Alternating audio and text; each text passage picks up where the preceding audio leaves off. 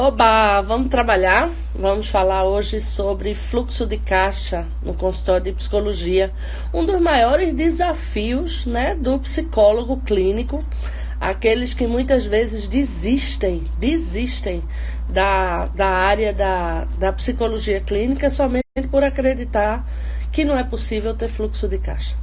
É uma pena, né? Inclusive isso sempre me revoltou, que é o fato de que profissionais da psicologia divulgam nas formações que não é possível viver da psicologia. Isso é revoltante, né? Ai, que lindo, quanto coraçãozinho, que coisa boa, que coisa boa. Muito bom ter vocês por aqui. Vamos trabalhar então. A gente tem... Esse é realmente um dos grandes desafios do profissional. E uma das coisas que faz com que isso aconteça é o fato de que a gente não se organiza como empresa. Então, a primeira coisa que você precisa fazer é se organizar como uma empresa no seu consultório. Você precisa ter controle sobre a sua receita. Eu não sei se é isso que você faz, mas nós temos 12 meses do ano e eles não podem correr soltos, eles não podem correr como se você não tivesse controle sobre aquilo. Então, a primeira coisa que você precisa fazer é uma planilha com todos os meses do ano ali organizadas.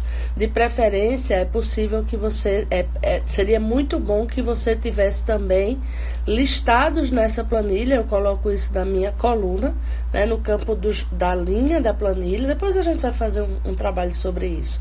Mas para controlar, para começar, eu não sei se você já controla, né? Não sei se você já controla de alguma forma. Se você não controla, você precisa começar a fazer isso, meta para 2020, tá bom? Meta para 2020, ter controle sobre as suas finanças da sua empresa, do seu negócio de psicologia. Então, como é que a gente faz? Bom, você precisa ter a organização dos meses do ano. Normalmente eu faço isso numa linha da planilha. E nas colunas eu vou colocando todos os serviços que eu tenho condições de prestar. Então é preciso que você tenha essa listagem. É muito importante que você saiba que ser psicólogo clínico não é igual a só fazer psicoterapia. Psicoterapia é apenas uma das atuações do psicólogo na clínica, né? A Cami está aqui colocando. A Eliana tem um aplicativo chamado Minhas Economias, que dá para saber o que é receita e despesas. Que ótimo, bom que você esteja compartilhando isso. Então, você precisa saber quais são as coisas que você faz, quais são os serviços que você presta ao longo do ano. E aí, com esses serviços que você presta, você vai se organizando, tá? Não o que é que você precisa saber? Você precisa saber quanto é a sua previsão de receita mensal. Você não vai ter como saber disso se você não se organizar e se você não computar tudo direitinho, tudo. Se você não tem ainda isso, precisa se organizar. Bom, mas aí o que é que a gente vai fazer? Esse é o primeiro ponto para a gente ter previsibilidade. Depois que você já tem aí as suas próprias referências, você vai descobrir sim, né? Tem algumas perguntas que as pessoas fazem normalmente quando tem esse tema. E que legal, se você está aqui agora, bota a sua pergunta aí. Se você tiver uma pergunta para fazer, né? A gente tem aí as pessoas contribuindo. Se você tiver alguma pergunta, coloca aí, porque eu estou aqui completamente disponível para ajudar com isso. Uma das perguntas que as pessoas fazem é se existe diferença nos meses do ano. Com certeza absoluta. Existe variação, sim, mas ter variação não é igual a não ter previsibilidade. Gente, isso, vejam, presta atenção nisso. ter variação de caixa, variação de fluxo de caixa, isso acontece nos shoppings, nos maiores shoppings da cidade, acontece isso também, porque isso é inerente a todos os negócios. Veja como é muitas vezes a mentalidade da gente quando a gente não está com a cabeça setada para ter uma empresa e para administrar e gerenciar uma empresa no ramo da psicologia. A gente começa a achar que porque tem variabilidade, a gente não tem como viver disso, a gente não tem como prever isso, a gente tem que fechar as portas. Gente, variabilidade, se fosse assim, não existia ponto comercial nenhum, não existe nenhum ponto comercial que dependa do movimento de clientes que não tenha variabilidade. Então, existe variabilidade sim, essa é uma pergunta, me permita dizer, com todo o amor no coração, essa é uma pergunta ingênua, no sentido de que todo negócio tem. E psicologia também tem. E isso não faz de psicologia um negócio melhor ou pior do que nenhum outro. Porque isso faz parte da vida comercial de qualquer estabelecimento que tem e depende do movimento de clientes. Beleza? Esse é um ponto. Aí a gente entra no outro ponto. O outro ponto é quais são os meses que tendem a cair. Vocês arriscam? Alguém vai aí, quero ver se alguém sabe responder isso. Quero ver se alguém vai ser capaz de me dizer isso. Existem quais são os meses que tendem a ter faturamento mais baixo? Vou ajudar, tá bom? Vou ajudar. Ó. Tem uma pergunta aqui. Penso que é uma dúvida que muitos profissionais, né? A falta dos pacientes, se cobra ou não cobra. Beleza, a gente vai falar sobre isso. Vamos falar sobre isso. Janeiro e julho, dezembro. Vamos ver, estão chegando perto. Janeiro, estão aí, estão arriscando. Beleza, olha só.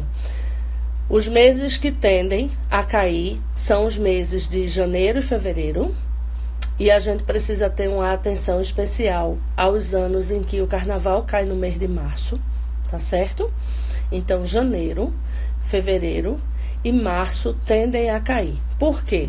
Janeiro, por conta das festas do final do ano. A gente tende a ter 2 semanas no final do ano, que se a gente não cuida, sobretudo se caem durante a semana, como neste ano, a gente tende a ter 2 semanas do mês de dezembro que vão fazer falta, porque elas vão deixar de ser, são 2 semanas que cai o faturamento.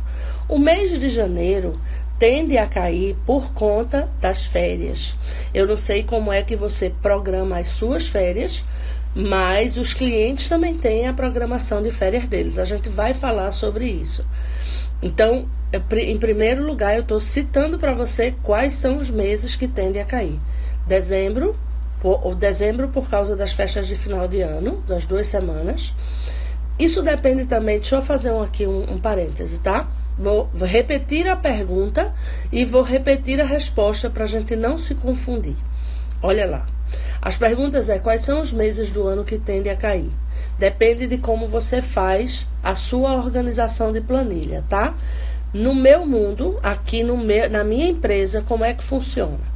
Todos os meus clientes, eles são orientados, eu prefiro que seja assim, isso faz parte das minhas regras de funcionamento.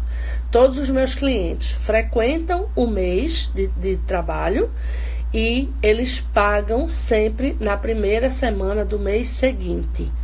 Na primeira semana que vai de 1 até ali, às vezes, no máximo, até o dia 10, tá? Máximo. Mas normalmente é na primeira semana do mês subsequente. Então, com essa regra, as coisas funcionam assim. Quando chega no mês de janeiro, no mês de dezembro, o meu faturamento é normal. Por quê? Porque o meu faturamento do mês de dezembro, ele é em cima daquilo que foi trabalhado no mês de novembro.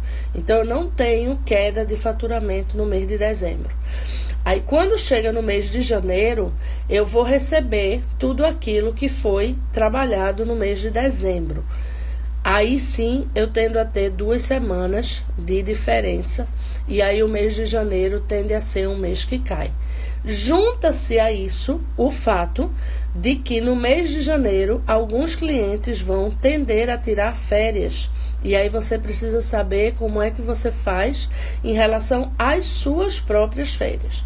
Então, se os clientes tendem a tirar férias, a gente vai falar mais sobre isso daqui a pouco, se eles tendem a tirar férias, é possível que no seu mês de fevereiro você sinta o reflexo do mês de janeiro, com o fato de que ali surgiram férias dos clientes.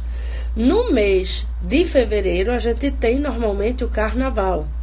Então, com esse carnaval aí, a gente pode ter reflexos disso no mês de março.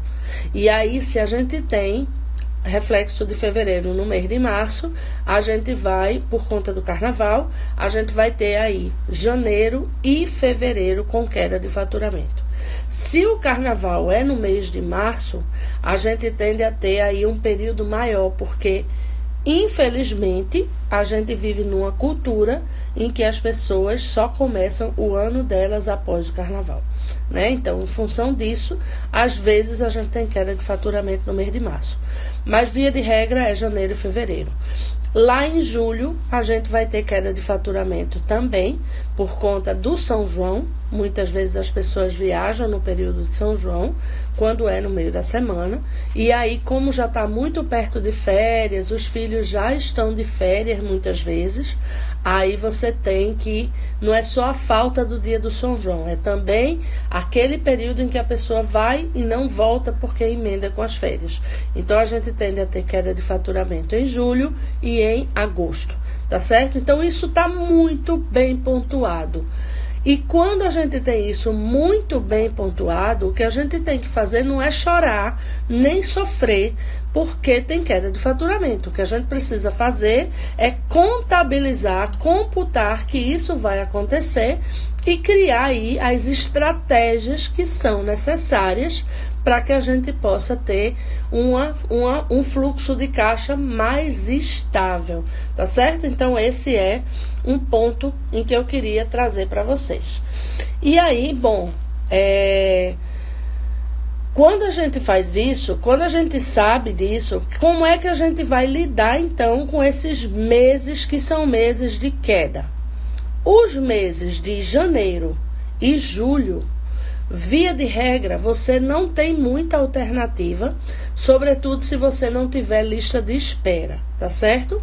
Se você já tiver no nível de ter lista de espera, em primeiro lugar, parabéns para você. E em segundo lugar, é a hora de, em janeiro e em julho, você encaixar as sessões iniciais desses clientes que estão em lista de espera. Porque você já sabe que vai ter ali as brechas, né, que são deixadas por aqueles clientes que vão viajar.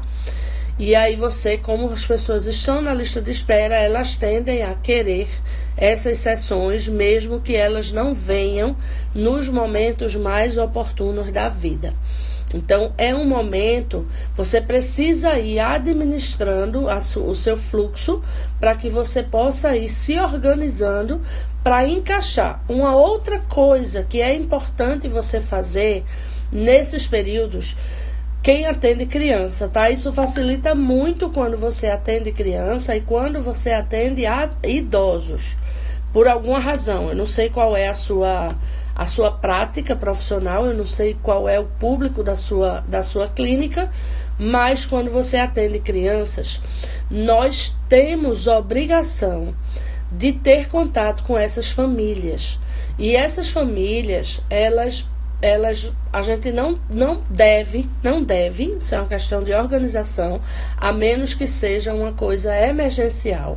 Mas a gente não deve ficar encaixando a família no meio do processo do paciente regular, por uma questão de condução do processo mesmo. É uma questão terapêutica, é uma questão clínica, não ficar interrompendo o processo.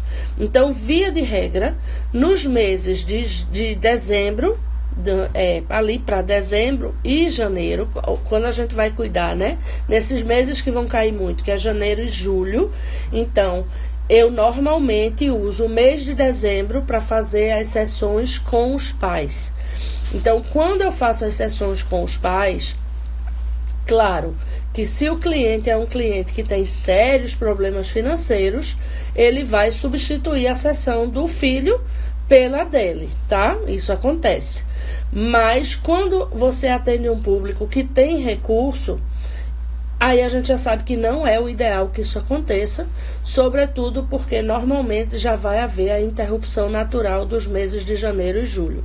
Então, nesse momento, é o momento de chamar os pais e fazer as sessões com os pais. Sendo essas sessões consideradas extras. Por quê? Porque elas não estavam dentro do seu orçamento previsível, se você ainda não faz isso, tá? Isso é uma questão de organização. Então, nos meses de dezembro e nos meses de junho, são os fechamentos de semestre e aqueles momentos em que está na hora de conversar com as famílias. E essa chamada das famílias muitas vezes vai criar ali alguma compensação em relação às quedas que a gente vai ter aí nos meses de janeiro e julho. Isso é uma estratégia para esses 2 meses, que são 2 meses em que não dá para fazer muita coisa, porque de fato as férias vão acontecer, tá? Mas aí vem os outros meses, que são os de fevereiro e os de agosto. Nesses meses de fevereiro e de agosto, são os meses em que é chegado o momento de você fazer as suas atividades extras. Eu não sei o que é que você faz, mas, por exemplo, palestras são boas para serem encaixadas nesse período. Tudo vai depender do seu rol de serviços prestados, tá? Então, quem faz palestra, se você faz palestra em escola, se você faz palestra em clínica, se você faz palestra em empresa, os meses que são bons para fazer o agendamento dessas atividades são os meses de fevereiro e os meses de agosto, porque são eles que vão de alguma forma lhe ajudar a compensar aí a queda desses 2 meses, que não são oficialmente os meses de férias. Claro, existem coisas que são surpreendentes, né? Eu tive uma das psicólogas bem-sucedidas, por sinal eu parabenizo absurdamente por isso, que neste ano de 2019 ela fez uma coisa que eu achei assim surreal e vou compartilhar com vocês aqui. Ela simplesmente fez um evento no final de semana da Páscoa. O evento dela foi no período da Páscoa. Eu, assim, no auge da minha ousadia, eu não teria tido coragem de fazer isso. Mas ela fez, e sabe o que foi que aconteceu? O evento dela ficou lotado, tá certo? Então, palmas para a ousadia dela, que fez com que isso desse certo. Eu tô aqui citando um feriado, tá? Eu não tô falando de janeiro e julho, de fevereiro e agosto, tô citando um feriado. Por quê? Porque eu ia justamente comentar com você que tem determinados eventos que não vale muito a pena a gente fazer nos meses de janeiro e de julho, porque via de regra a gente não vai conseguir. A menos que você trabalhe com aquele público que tem sérios problemas de tempo para investir na vida e que se você fizer ali uma atividade nesses meses, que são os meses em que existe uma probabilidade maior das pessoas estarem de férias, delas usarem as férias dela para investir em alguma coisa. Se você achar que vale a pena, que esse é o perfil do seu público, eu incentivo você a fazer, tá bom?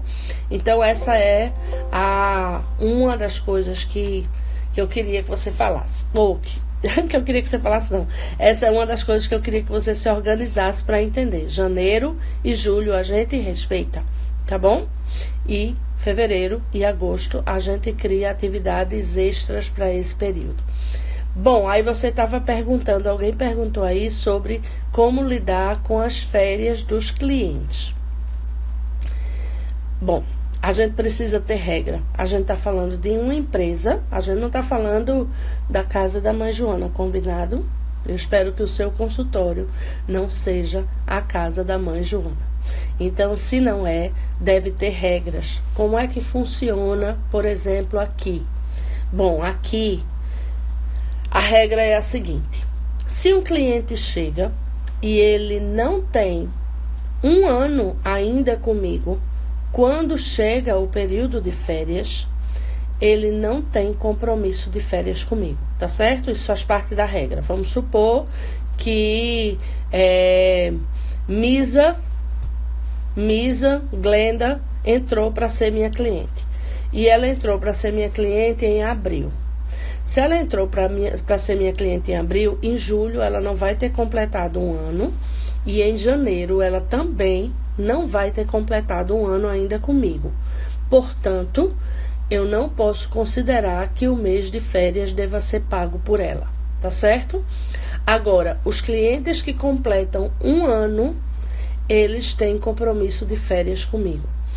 Qual é o compromisso de férias? Eu não funciono, né? Tem algumas pessoas aí, eu vi aqui que tem pessoas que são de outras áreas também.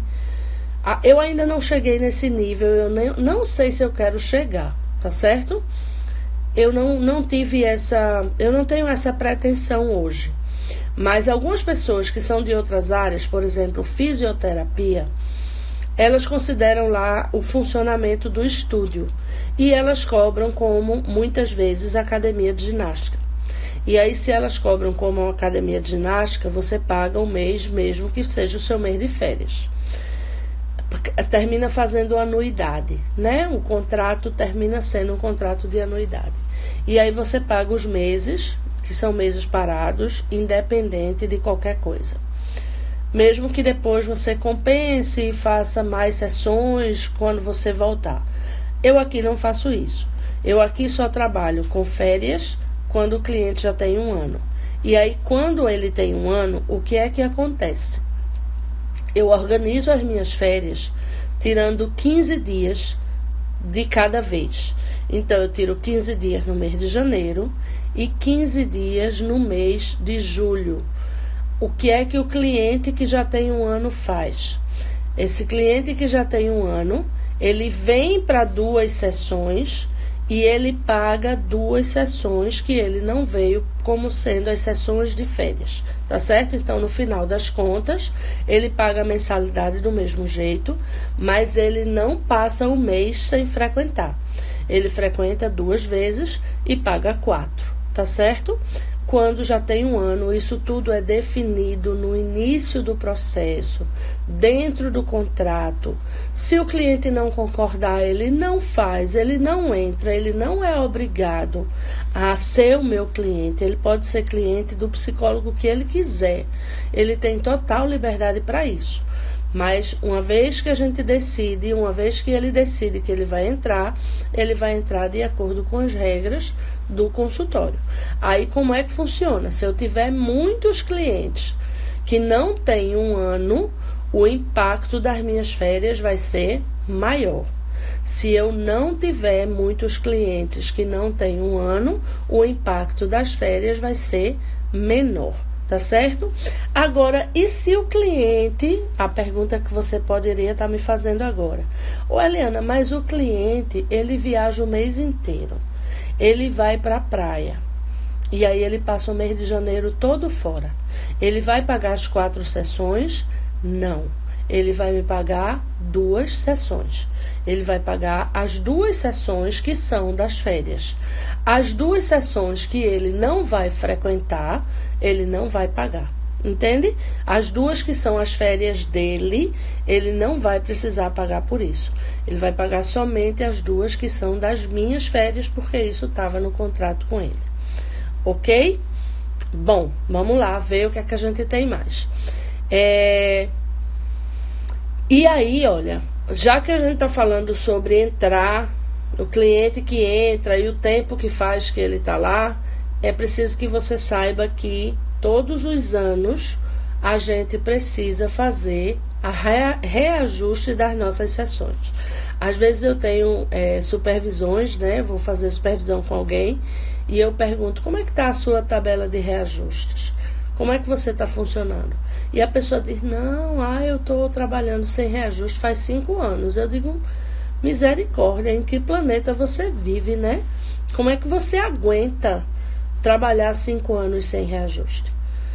Isso, para mim, depõe negativamente contra o profissional, tá certo? Eu espero que esse não seja o seu caso, porque se você disser para mim que você está trabalhando há 5 anos sem reajuste, eu vou pensar mal de você. Eu vou pensar mal de você porque eu vou entender que faz 5 anos que você não investe na sua vida profissional. Todas as vezes que a gente investe na nossa vida profissional, nós temos obrigação de manter, do mesmo jeito que eu tenho obrigação. Se você tiver curiosidade, você entra no meu currículo Lattes e você vai ver lá, né? Eliana Gomes da Silva Almeida, plataforma Lattes, e você vai ver a quantidade de cursos que eu faço, né? A quantidade, espero que esteja atualizado. A quantidade de cursos que eu faço, a quantidade de investimento que eu faço para me manter prestando serviços de maior qualidade. Então, se isso acontece, se eu tenho esse compromisso com o meu cliente, é natural que eu tenha necessidade de fazer reajuste. Até porque, é como eu estou dizendo, eu trabalho numa empresa, eu tenho uma empresa, né? E se eu tenho uma empresa, eu preciso cuidar da estabilidade financeira dela. E aí, olha, em todas as coisas que você faz, eu não sei qual é então a sua vida, né? Mas em todas as coisas que a gente tem compromisso de mensalidade, reajustes acontecem, a começar pelas escolas, por exemplo, né? Então, do mesmo jeito que eu citei para você que eu não tenho, né? Eu não tenho compromisso de férias com os meus clientes e eles comigo se eles não completaram 1 ano ainda. Então, em hipótese alguma, existe reajuste no meu processo quando o cliente tem menos de 1 ano de acompanhamento. Então, por exemplo, sempre a minha referência de reajuste é no mês de janeiro. Mas se eu vou pegar de exemplo de novo, Dani Chaves, de quem inclusive eu estou morrendo de saudade, como vai você? Espero que você esteja bem. Se eu pego, por exemplo, Dani Chaves, e ela entra como minha cliente no mês de abril, quando chegar em janeiro, ela não vai ter reajuste no valor da sessão dela.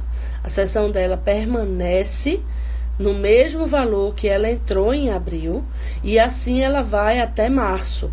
Quando chegar no mês de abril do ano seguinte, aí dela vai ser cobrado o reajuste que foi feito em janeiro, tá? Então, ela só paga reajuste quando completa 1 ano. Não tem, né? Beijo pra você. Só completa reajuste quando faz 1 ano. Antes disso, não tem reajuste.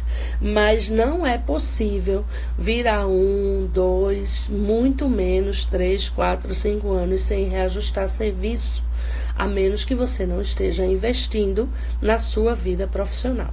Então, essa política de reajuste, ela tem que ser muito clara. Ela é feita de forma formal, né? Aqui no meu consultório existe uma carta de informe de reajuste. Os clientes têm nas pastas dele todos os reajustes que ele vai passar se ele ficar durante um período de tempo maior.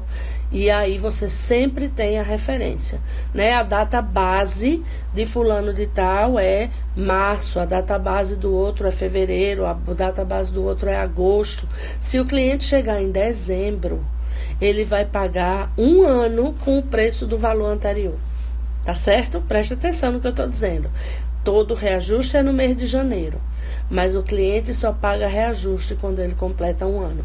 Então, a melhor coisa para o meu cliente, isso, inclusive, preste atenção, eu nunca usei isso como estratégia, tá?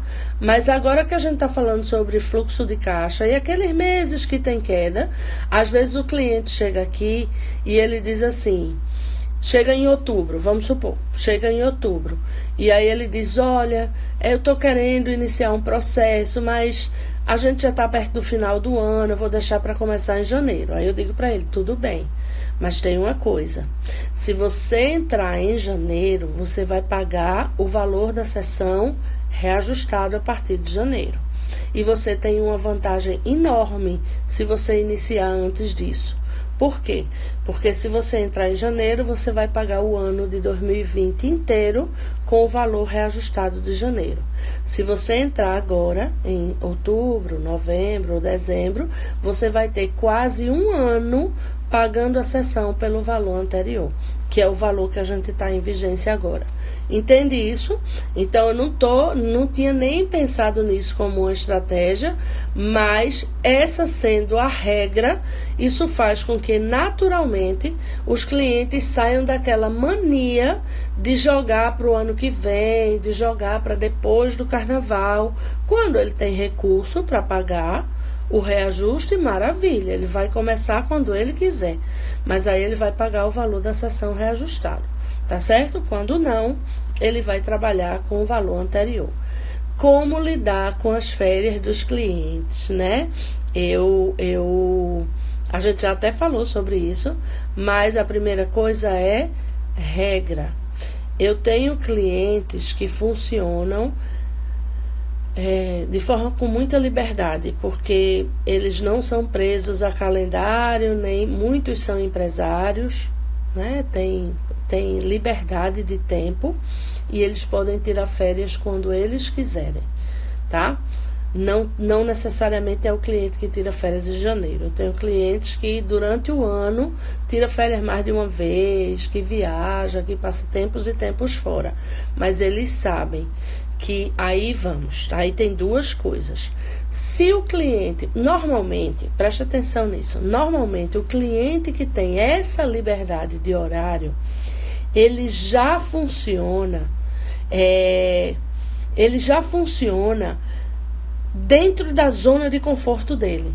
Então, ele já tem o horário da sessão, é o melhor horário para ele. Normalmente, ele escolhe aqueles horários que são considerados horário nobre, né? O que é horário nobre?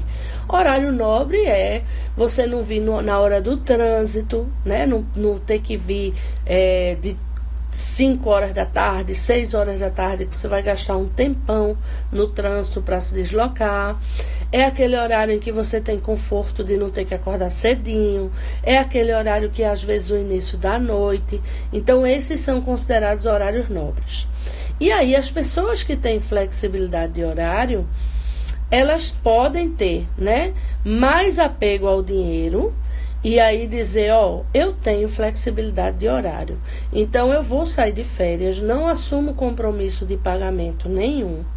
E em função disso, quando eu voltar, você vai me dar o horário que você tiver e eu vou me encaixar.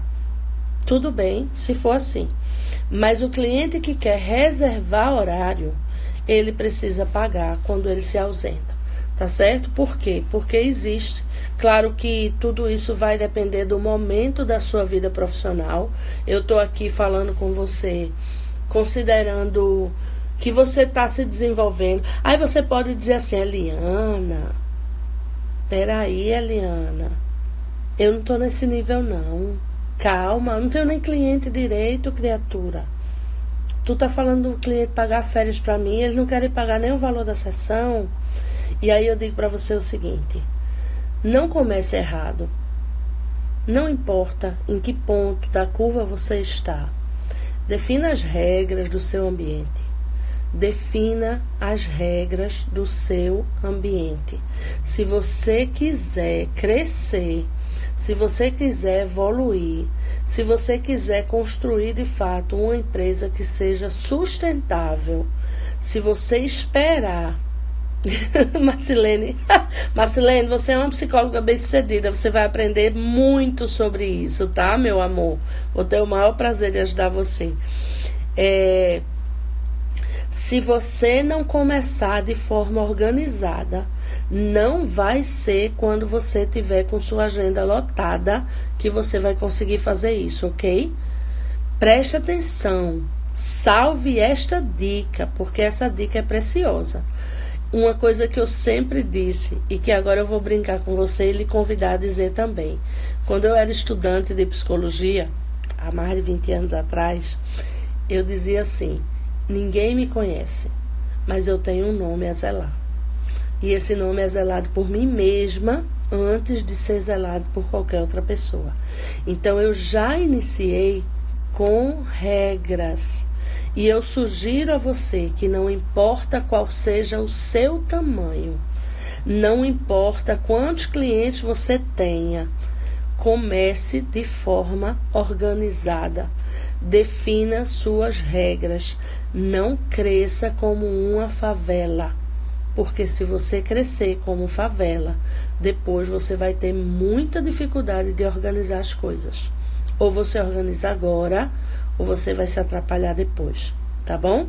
Então, vamos lá. Seguindo com as orientações, a minha sugestão é que você tenha regras. O cliente vai sair. Eu tenho, por exemplo, isso é um exemplo que é precioso. Eu tenho, por exemplo, clientes que trabalham por regime de plantão. Ou são médicos, ou são enfermeiros, mas trabalham com regime de plantão. Essas pessoas, elas não têm flexibilidade de horário. Elas precisam daquele horário. Então, eu não posso. Imagina você, se eu vou guardar o horário para Tainã, e aí eu vou passar o mês todinho guardando o horário de Tainã, e outra pessoa vem, quer aquele horário, e eu digo, não, mas esse horário é de Tainã. Aí, quando chega no mês de janeiro, no mês de fevereiro, que é para Tainã voltar, Tainã não volta. E aí nem Tainã, nem Maria, nem José que estava procurando pelo horário.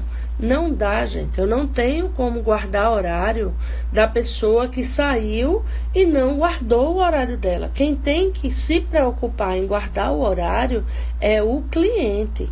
Então, a gente precisa ter regra no nosso estabelecimento.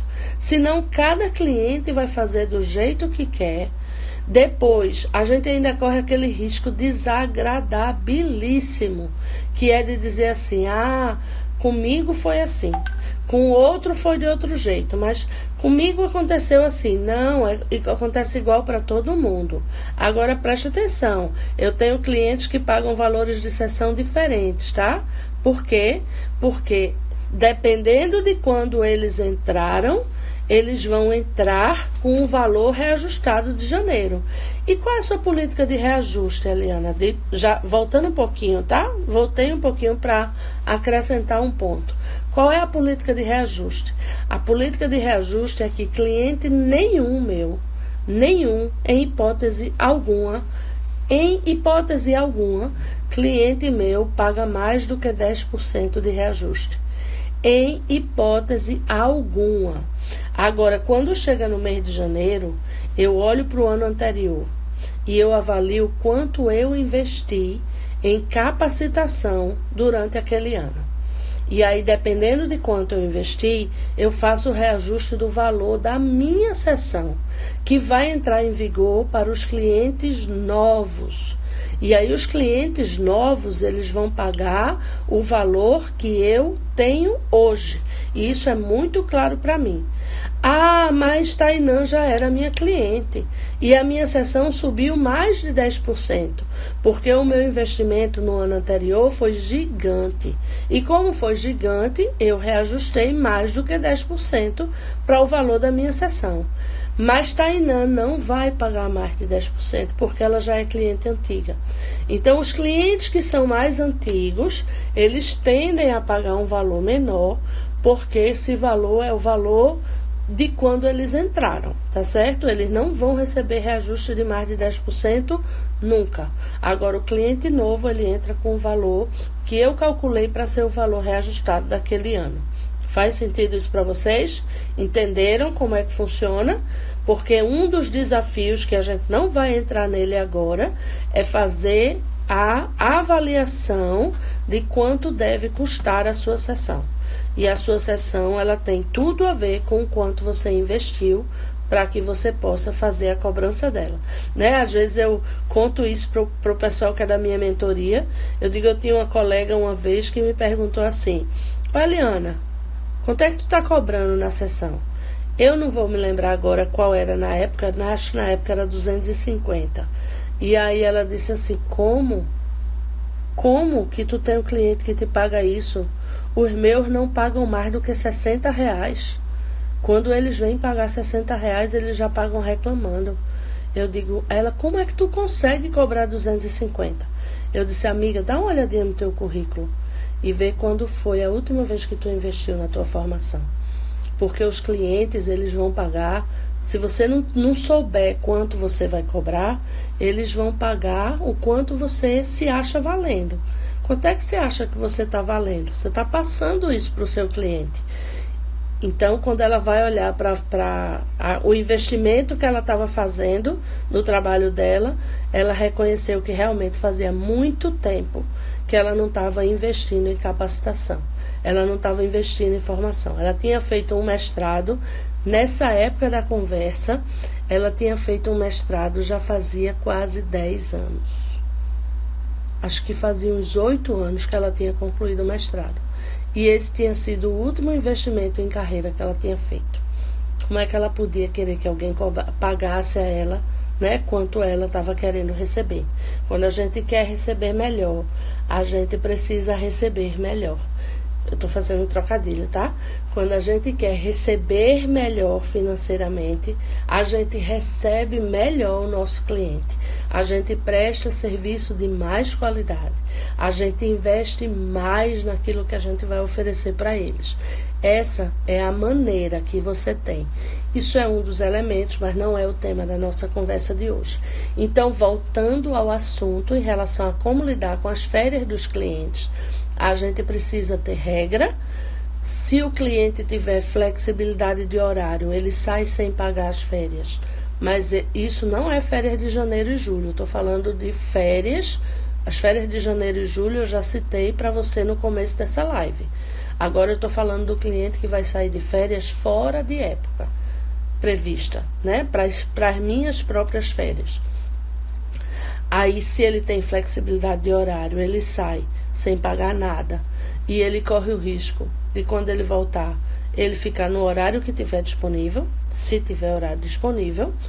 Ou, se ele não tem flexibilidade de horário, ele paga pela mensalidade daquelas sessões para que ele possa ter aí o seu horário garantido. Ele paga pelo horário, né? Como é que você faz para você se programar com as férias? A minha sugestão para você é que você tenha uma média mensal. O ano, ele tem 12 meses, mas os faturamentos, como a gente já viu, variam. Eles variam, sobretudo, em janeiro e fevereiro, e em julho e agosto, tá certo? Então, a sugestão é que você faça uma média de qual é a sua receita anual, e aí com essa média do ano anterior, você vai ter uma ideia de quanto é que você pode, né, contar para as suas mensalidades. Claro que você tem que tomar todo cuidado, porque você precisa saber se você está investindo em crescimento o suficiente para não deixar a peteca cair, tá certo? Então, isso é um cuidado que você tem que ter. Mas a ideia é, faz uma média para saber o mensal. E essa média, esse valor médio, você divide por 12. Então, vamos lá. Vamos supor que você tenha como média 12 mil reais de faturamento mensal. Eita, Eliana, tá doida, né? Tô doida não, minha gente. Pode ser muito mais do que isso, tá certo? Eu tô aqui, eu pensei no número relativamente baixo, para dar de exemplo para você. Vamos lá. Pensa lá que você tem, vamos lá. Eu botei 12 mil, agora vai com 12 mil mesmo. Então, tem 12 mil de faturamento mensal, em média. Com esses 12 mil, você vai pegar esses 12 mil e vai dividir por 12. Eu peguei ele de propósito, né?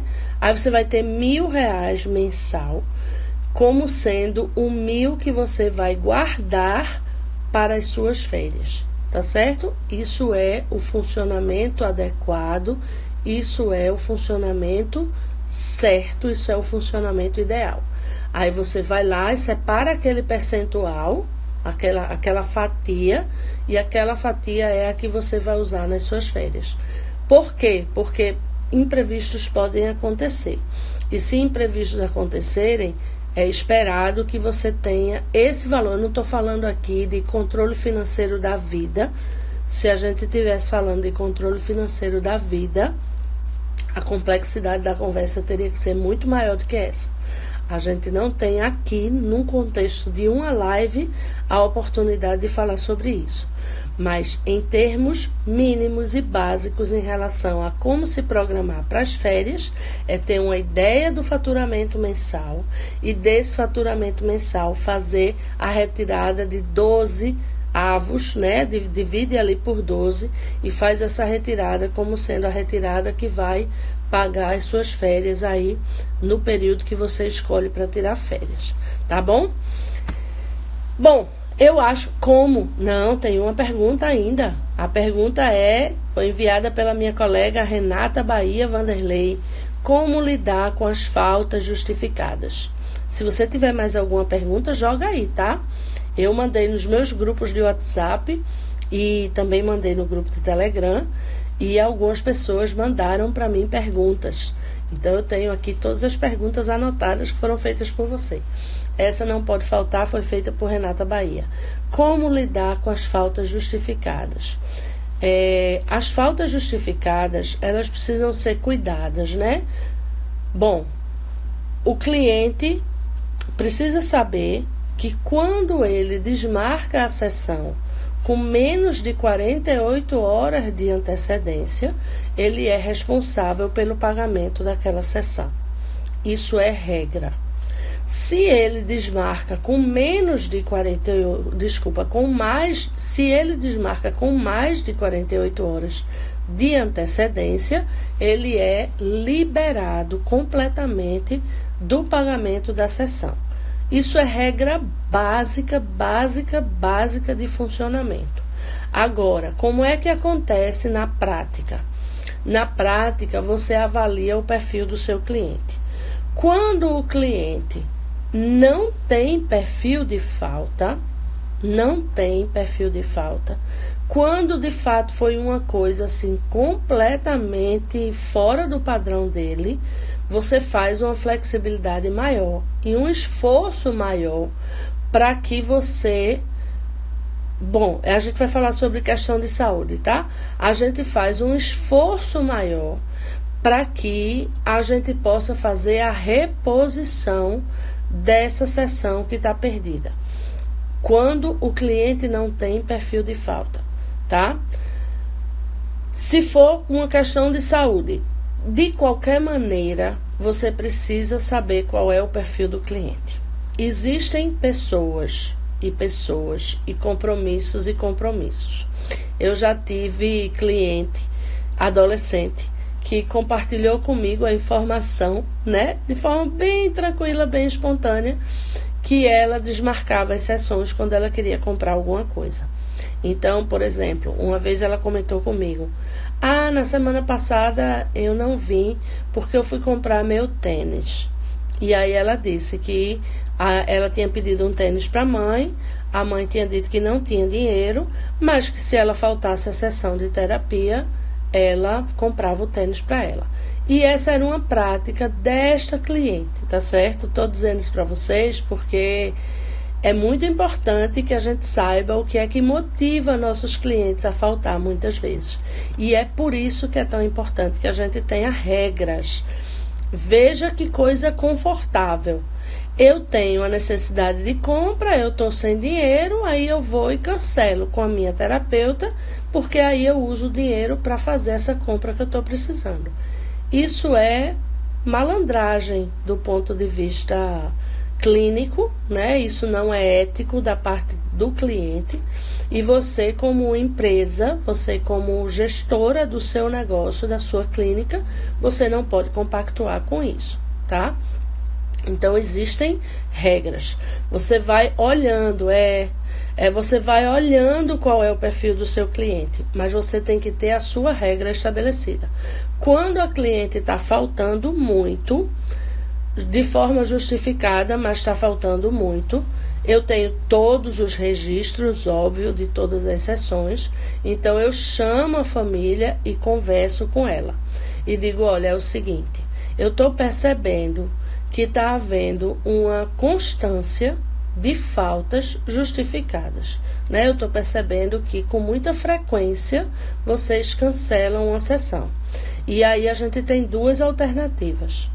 Ou a gente trabalha com a regularidade das sessões e você vai pagar as sessões mesmo sem vir, porque eu preciso ter regra de funcionamento, ou então a gente vai reduzir suas sessões para sessões quinzenais. E aí, já que você está faltando com frequência, a gente cria a regularidade em cima da base da quinzena. Mas isso tem que ter fim terapêutico, tá, gente? O tempo inteiro, vocês sabem, vocês são inteligentes, vocês sabem disso, que o dinheiro, ele faz parte da sessão também. A forma como o cliente lida com o pagamento diz do quanto ele está investindo no processo dele, e a gente não pode lidar com isso somente na superficialidade do tratamento no que diz respeito ao controle de fluxo de caixa. A gente precisa entender qual é o lugar disso no processo terapêutico do cliente. E aí, quando isso de fato é uma necessidade, às vezes gente. Não coloquem sempre o lado negativo da compreensão, né? Eu acabei de dar o exemplo da... Não sei, acho que meu celular daqui a pouco vai descarregar, tá? A gente vai precisar encerrar já. Então, aquela que Tereza chamou de danadinha. E, aliás, eu vou logo botar aqui o carregador, para não correr risco da gente... Peraí, só um minuto. A gente ser interrompida de repente. Então, existem os casos em que é por malandragem mesmo, e esses precisam ser tratados dentro do processo terapêutico, como regra, e existem aqueles casos que são, de fato, uma necessidade financeira. A pessoa está com dificuldade de fazer a gestão das 4 sessões mensais, e o caso clínico dela, isso não pode ser perdido de vista de jeito nenhum. O caso clínico dela dá condições, permite, justifica que ela tenha um acompanhamento quinzenal. Se esse é o caso, a gente sugere o acompanhamento quinzenal como uma regra. O que não pode acontecer é eu viver com buracos na minha agenda, buracos assim regulares, que são buracos provocados pelo comportamento inadequado do cliente. Isso não pode acontecer. Uma das coisas que me ajudam nesse aspecto é o fato de que existem pessoas precisando do serviço e que não estão sendo atendidas porque estão em lista de espera. Então, uma das coisas que eu digo para o cliente é: olha, eu não tenho condições de manter esse acompanhamento do jeito que está, sendo que tem pessoas que estão precisando de acompanhamento regular e eu não tenho agenda para elas. Então, de duas, uma. Ou a gente avalia o seu compromisso com o seu processo, e dependendo de como ele tiver, a gente interrompe para dar oportunidade a outra pessoa. Ou a gente avalia a sua necessidade, seja de finanças, seja de tempo, e relaciona isso com a justificativa clínica de poder ou não poder considerar um atendimento quinzenal, ou então, de fato, a gente suspende, né? Porque não dá para continuar assim. Então, a mensagem que eu quero deixar para vocês, assim, finalizando, né, é que o problema de fluxo de caixa da sua empresa não é um problema econômico do país só.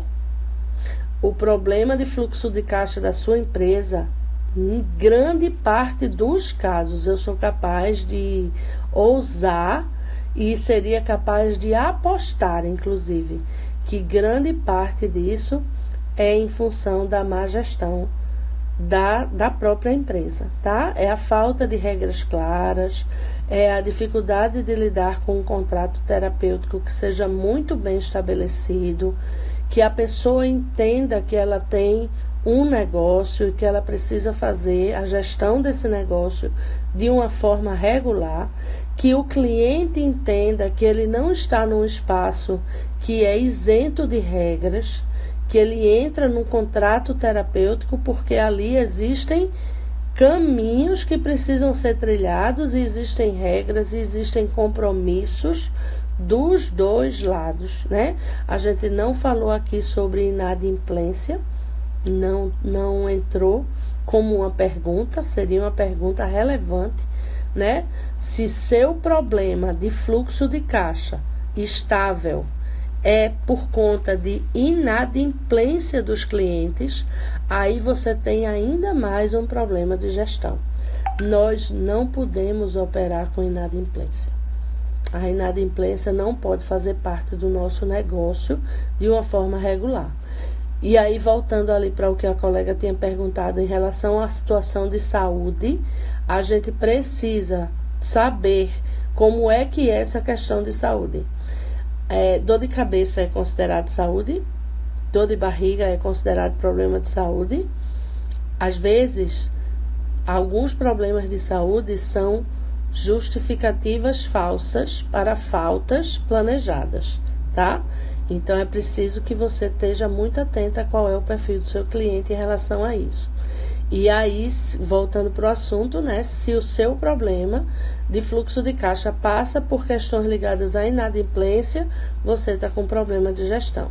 Ou você está recebendo um público que não tem condições de pagar, e você deveria estar mais atenta a isso na hora de definir com essa pessoa se ela está ou não está adequada para entrar. É como se eu quisesse comprar um carro de um patamar financeiro que não seja o meu e entrasse na loja e a loja, sem avaliar a minha capacidade de compra daquele carro, me desse o carro para levar para casa.